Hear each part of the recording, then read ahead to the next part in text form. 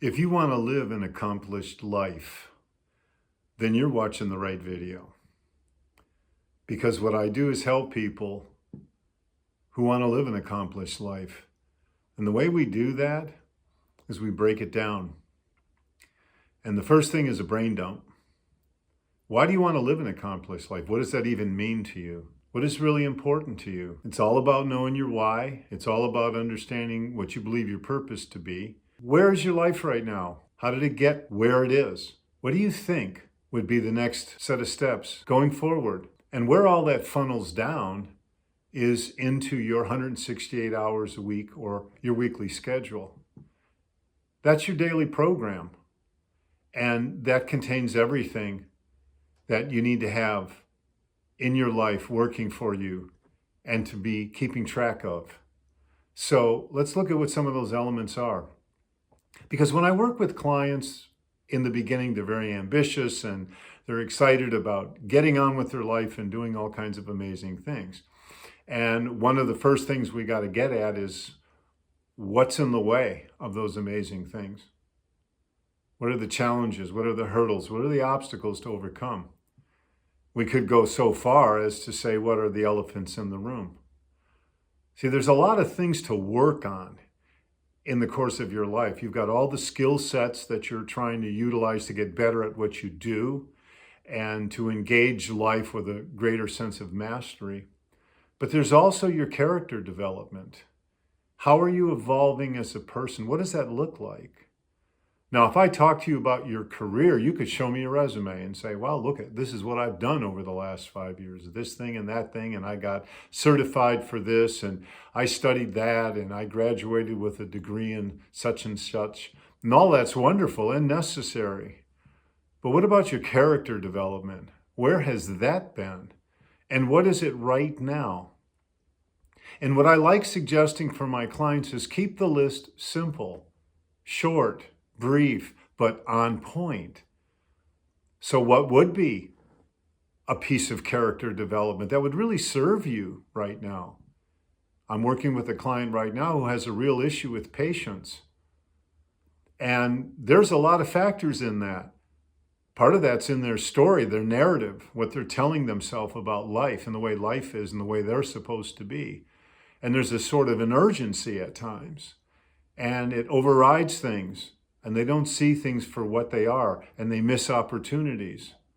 And probably the biggest thing is they have trouble allowing because they're very impatient and things have to move quick, quick, quick, quick, and they just want to brush over things so fast. So why are they impatient?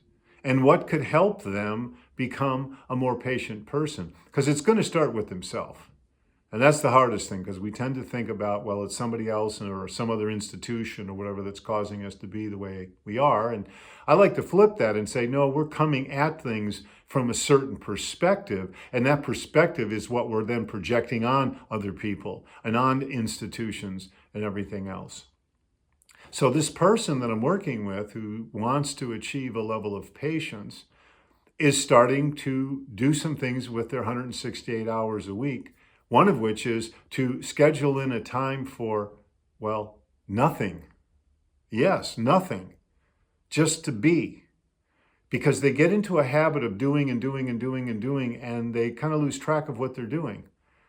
And they get very impatient about getting on to the next thing and on to the next thing. And if you sit back and realize what you are accomplishing and take a measure of that and feel good about that, all of a sudden patience comes more naturally. And the concept that I'm working with them on, with their patience, is the idea of just a change in circumstances. Because we all have things that happen we don't like. We're disappointed. You know, they say life is death and taxes. And I would add to that disappointment. Because we're going to be disappointed. But the bigger issue with the disappointment is how do we handle the disappointment? Because if we see it as a change of circumstance, when things happen, then there's this opportunity, potentially, in what happened that we can see, that we cannot see. If all we're looking at is, this happened, I don't like it, and I'm upset. It's like, okay, great, be upset, get over it. And then say, what if I looked at this as a change in circumstance? What if I just allowed this to lead me potentially in another direction? Do I have the patience for that? Do I have the patience with myself? Another thing this person does is they arrive late. They're constantly late. And they got to work on that because they see things in a perfect world. It's like it only takes 20 minutes to get to blank. Yes, it does, when there's no traffic and everything is just perfect. And how often is that? Not enough to count on. So give yourself a little bit more time. Go a little easier on yourself. It's an art. But the character development, and I suggest one, maybe two things at a time, no more than that. You know, we get into these jags about, I'm going to do this and I'm going to do that, and we get very excited, and that's fine, and that helps to kind of fuel the fire, but we got to measure it, otherwise we'll overheat the room. Then we get too hot, can't do anything. So the idea is, with my character development, what is that? What am I working on? What do I remind myself of to improve my condition and how I feel about myself? Because that's going to carry over into how I feel about my life. So there is the skill sets, absolutely, that we want to achieve and build and develop and understand and work with, but we've got to really get to those character development issues as well, because those are probably what are limiting our ceiling more than anything else we got going on in our life right now. I know it's a lot, but you can do it. If you want to live an accomplished life, and if you want to somewhat scratch the potential of who you are and what you're capable of, at some point you're going to have to address these things. And I suggest the sooner you address them, the better off you're going to be, because you're going to burn less bridges as a result. And life is going to have a flow to it that it maybe doesn't have right now. So think about, what are your character developments that would be good for you, necessary, and will take your game up, like this client with the patience. Because if they can have it with themselves and with other people around them, it's going to be game-changing for them. And we can do this. I really believe, truly, that everything can be learned at least to a degree.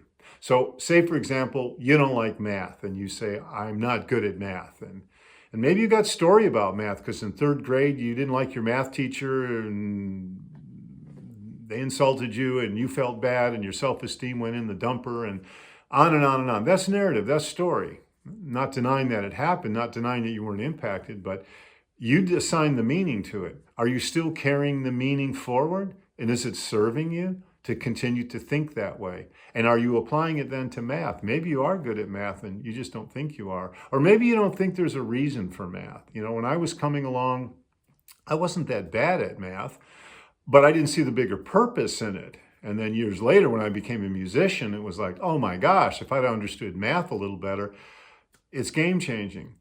But here's the thing. To get by in this life, you got to know a little math. And I mean beyond add, subtract, multiply, and divide. Just a little bit. What would that be?